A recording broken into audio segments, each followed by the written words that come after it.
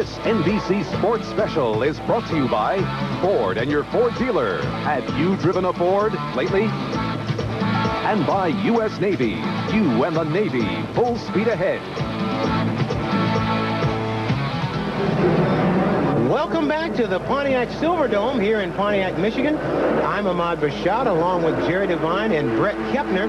The excitement here is starting to mount as we get ready for an attempt by daredevil stuntman Spanky Spangler to break the world record.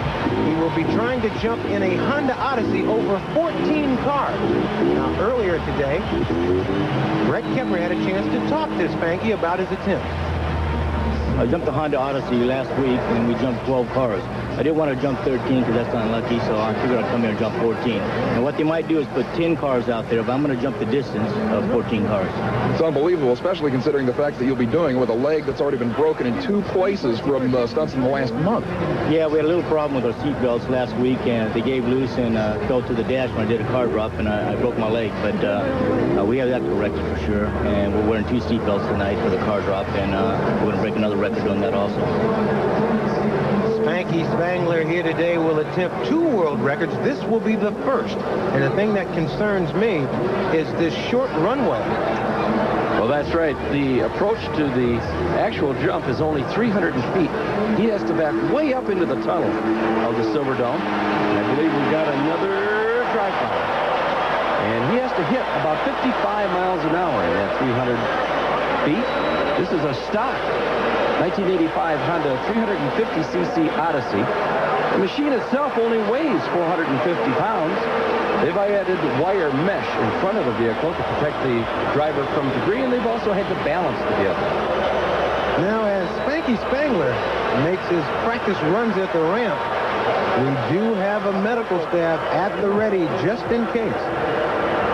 Now, the ramp angle is critical since the vehicle is still a little heavy in the front, and here he comes. He's coming down that 300-foot approach. I think he's going to make it this time. He's up and over. He did it. He did it, Ahmad. Spanky Spangler has set a new world record here at the Pontiac Silverdome by jumping over 14 cars. Not only did he break the world's record, but he did it rather easily, clearing this by more than 20 feet. Let's go down to Bret Kepner, who's with a happy Spanky. Spanky, that was absolutely incredible. You tried so hard to get a better world record than you previously had, and that was by far the most perfect jump you've ever made in one of these things. Yeah, it was the best jump I've ever made. I made 14 jumps, and that was the best jump I've ever done. Well, the launch coming off, I was trying to line up. I have to make sure that I get all 4 wheels, that they don't bounce coming off the ramp. I got a real good lift off. The ramp absorbed a lot of the energy, so it's just real nice when they stop before I get to the wall. Last week I was in the wall. The nicest part about it was seeing your right side up. That was the best part. Yeah, now there's one more. That's right. I know you got one more stunt, of course, the falling star. Now, one thing I want to ask you is, how does your leg feel? That still was a lot of abuse on that leg. Yeah, we got to pat it up. I got a good team here. I got quite a few guys here. I got 8 guys here. I got a good crew. And they look out after me, and they patted me up real well, so everything worked great. So you're feeling okay for the drop? Yeah. We'll see you then, guy. Okay, thank you.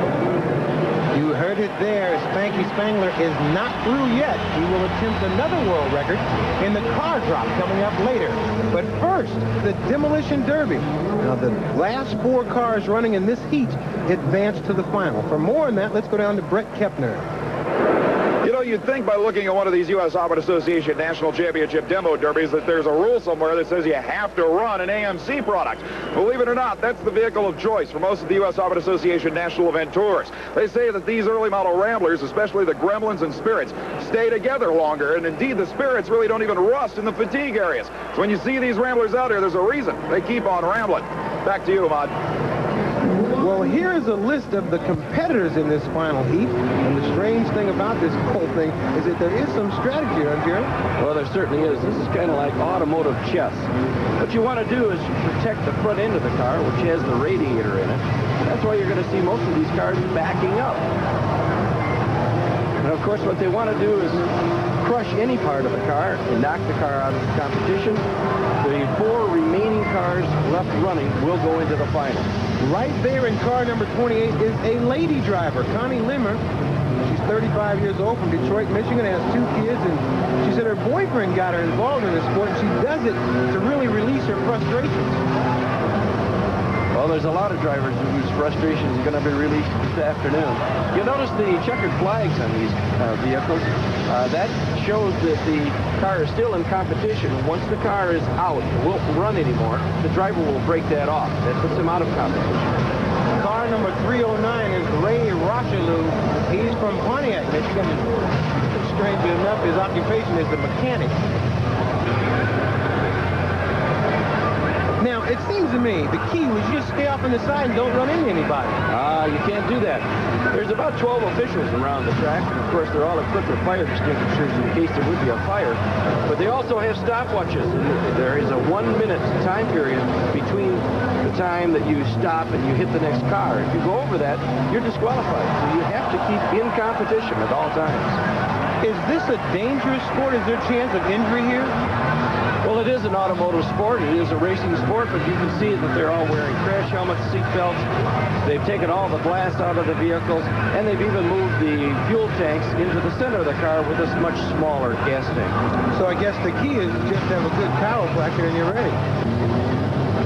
There you see Connie Limmer. But it looks like she is in trouble. Well, her car's still going, though. She's doing okay. It's remarkable how long these cars will run, and with the radiators gone, you can imagine that the gauges are all pinned off to one side, that the heat is just playing hectic with the engines. The radiator's completely gone. Some of the oil cans are gone. The tires are off them, and the red flag is up. Looks like we're down to our final 4. And one of those final 4 will be Connie Limmer, the 35-year-old from Detroit.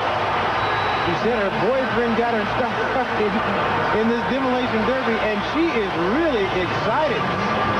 And here's a look at our other finalists from this heat. Woody Sequin, Debbie George, and Ray Rashad. They advance to the final, and they will go against 8 other drivers. Here's Bret Kepner. Detroit's finest Connie Limmer standing next to me. What a happy winner in the first of the Demolition Derby heats. You played this game like a pro. That's the first time I've ever been here. Second time here. First time in the feature, and I'm going to take it on. I'll tell you what, obviously that finish will put you in the championship event in front of almost 60,000 people. For my boyfriend and his best friend, I wouldn't be here. That's the way this sport always is. It's a family and friend effort. In the third heat, he's going to get feature, and we're going to do each other. Oh, okay. Going to be girlfriend versus boyfriend. Connie's thrilled about it. Certainly a wild battle. Back to you, gentlemen. Thanks, Brett. We'll look forward to that battle of the sexes in the final. On most Sundays during football season, this is what Pontiac Stadium looks like. Now, we decided to show you a little bit of the transition. For this event, they bring in 500 cubic yards of dirt, and they mix it with 12,000 gallons of water. We'll be back with mud racing right after this.